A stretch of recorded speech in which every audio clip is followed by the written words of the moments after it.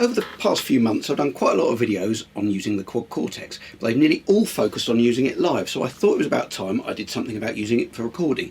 Now this was prompted by the fact that I've released my first song that has me playing guitar through the Quad Cortex. Prior to that I was using different plugins or playing through an amp.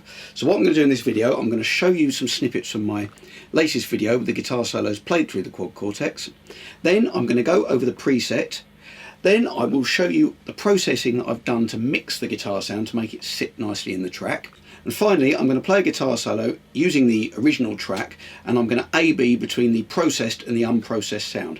Up to now all the sounds that you've heard in my videos have been the Quad Cortex unprocessed, because I thought if I'm spending the time getting the presets right, there's no point in then changing it by processing it.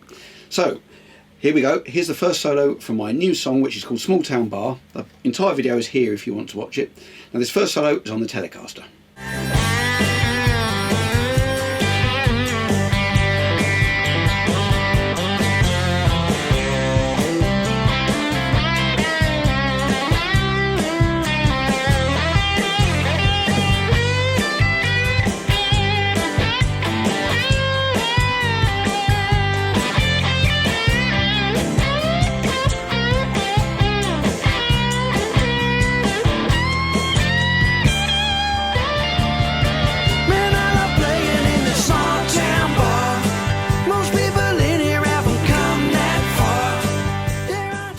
Two guitar solos in this song. Now the second guitar solo is over the outro and it's played on my 335, and this is my favourite guitar sound I think I've got on any recording.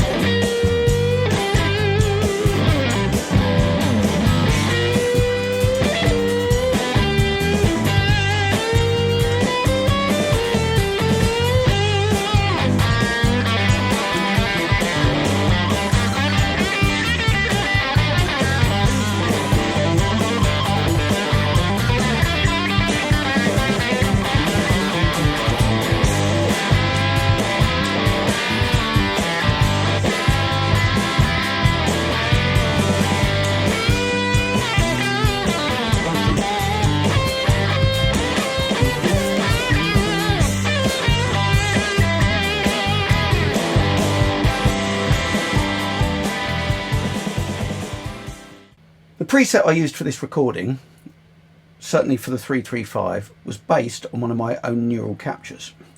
So let's turn everything off apart from the neural capture, and the neural capture is of my Vibra King, which I did with the SM57. I think this was the first capture I attempted at, or certainly one of the first two. I did my Vibra Verb and my Vibra King about the same time, and I was worried I wasn't going to get them to sound too good, because I'd seen lots of videos of people spending a lot of time placing microphones, mixing microphones, etc, etc. But I basically just stuck a SM57 roughly where I would have thought you would mic up a cabinet, sort of 6 inches away, slightly off axis, and I was very surprised with the results. It came out quite well. So this is what it sounds like with nothing on it. It's set to about 2.5, where I normally have it live, just on the edge of breakup. Guitar's on full.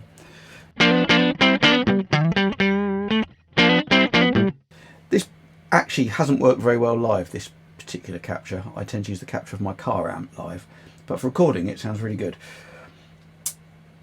Then I added a spring reverb to try and make it sound a bit like the spring reverb on the Vibra King, which is one of the best spring reverbs built into an amp, because it's the same as the one that's on the external Fender unit apparently.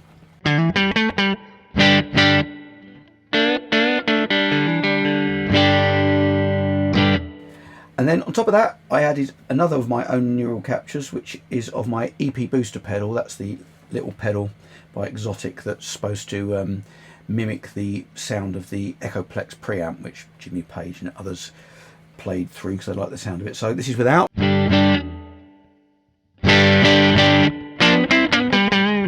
Without again.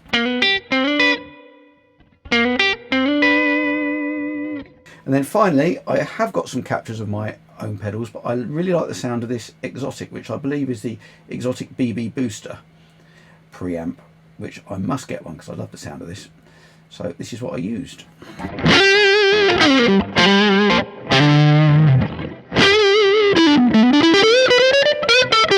Without.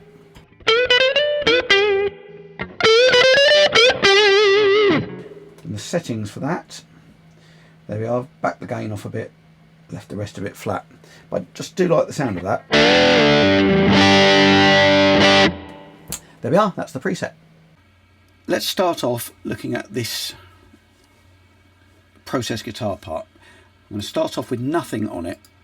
This is what it sounds like on its own.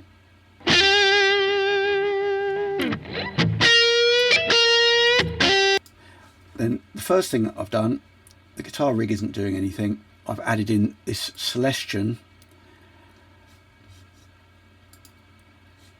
IR. I've just put this in the built-in Cubase convolution reverb engine thing, which is called Reverence. So let me show you the difference with and without. Start without. Click it in. It takes the top end off and it makes it sit in the mix. I shouldn't really need to use that because it's the Quad Cortex is that sound is of my mic'd up cab, but just adding that on top, for me it makes it sit in the mix better and I prefer the sound of it. Then I add a compressor, so let me put that in halfway through. Here we go.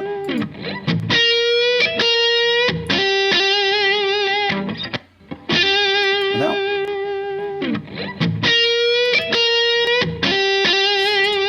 It just makes it sit better in the mix for me. It's difficult to tell when it's soloed like that. But in addition to that, I run some parallel processing. I'll get to the parallel processing in a sec actually. So I've got a plate reverb, which I've got quite a lot from the mix going into. So this is the plate reverb with the plate reverb.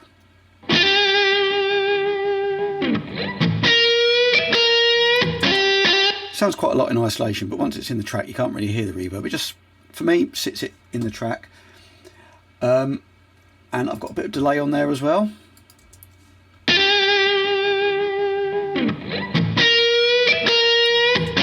Check what that delay is. I can't remember. It's a while since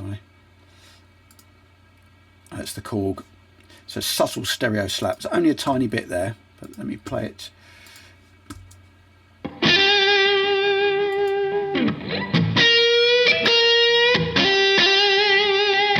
Subtle. I think it's just widening it slightly. And then I've got a room plug-in.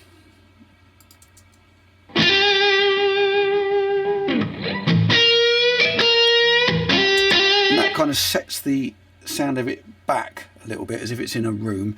Now that room I'm using is the UAD Ocean Ways, and I've actually got it set on the drum preset because I'm using that for more than one thing. I don't tend to select a separate version of this for each instance, as that could make it sound a bit weird. I tend to pick one that I like the sound of and send more stuff to that.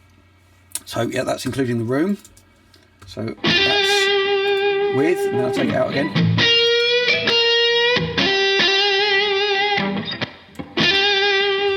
So all of these things are making it sit in the mix better.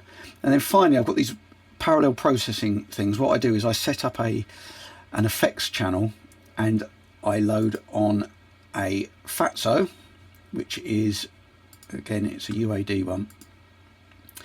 And it's this, the Empirical Labs Fatso Junior. And this kind of, it adds a bit of sort of tape saturation, bit of warmth. And what I do, I have that running quite hot, and that's in the background. And I've got a separate fader. I do sends from quite a lot of different channels. Not everything. I do it with most things with this. And then it's a separate fader that I can bring in, and it kind of it makes it sound louder without increasing the actual volume. It just gives it's sort of a well-known technique, sort of parallel compression. So this with it, without, so that makes a big difference.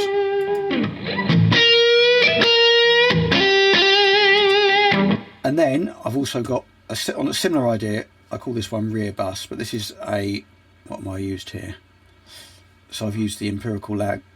still can't say it, Empirical Labs Distressor, set on nuke. You wouldn't want to use this if you were compressing something you were listening to, but this is kind of in the background, and again this fattens things up. The difference with this, because it's a compressor rather than adding, although that is compressing, I don't tend to put in anything like the bass or the kick drum, because that kind of makes it duck and makes it sound a bit weird. So this would tend to be sort of the vocals, the guitars, the overheads, that kind of thing, and it just ties everything together, and I can bring that up separately and it gives you more perceived volume. So let's play that track with and without it. So this start without, with,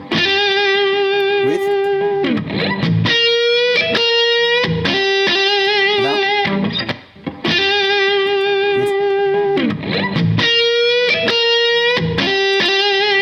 That's a bit more subtle than the Fatso Junior. So there we are, that's the difference. So let's show you again the two different sounds. So this is with no processing at all, and I'm not sending to any of the of that processing, the verb, etc. And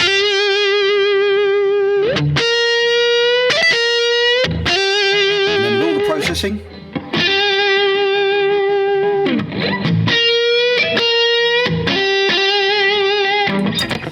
So that's how I do it. So to finish off, I've played a guitar solo, and what I've done some 2-bar phrases, and then I've repeated the 2-bar phrase. And what I'm going to do in the audio, I'm going to play it firstly unprocessed, then processed, and I'm going to switch between the two so you can really hear the difference between the different sounds, the raw unprocessed Quad Cortex, and once I put it all through the processes that I just showed you. You're a small town boy.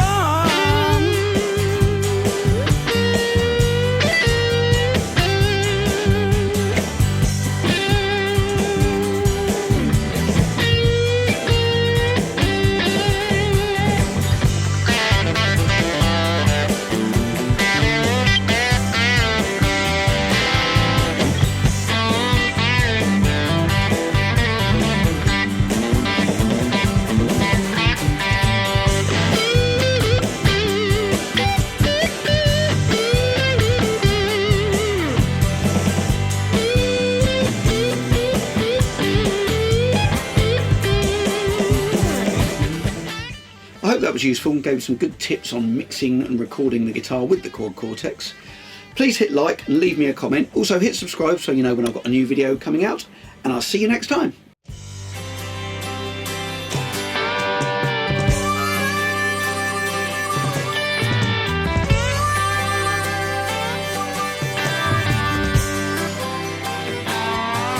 I spent years learning how to play, strumming this old guitar hours every day, learning how to write a song, hoping someday everybody will sing along. Now I can't do this just for thrills, it's what I gotta do to pay the bills. Got all my friends here in this rockin' band.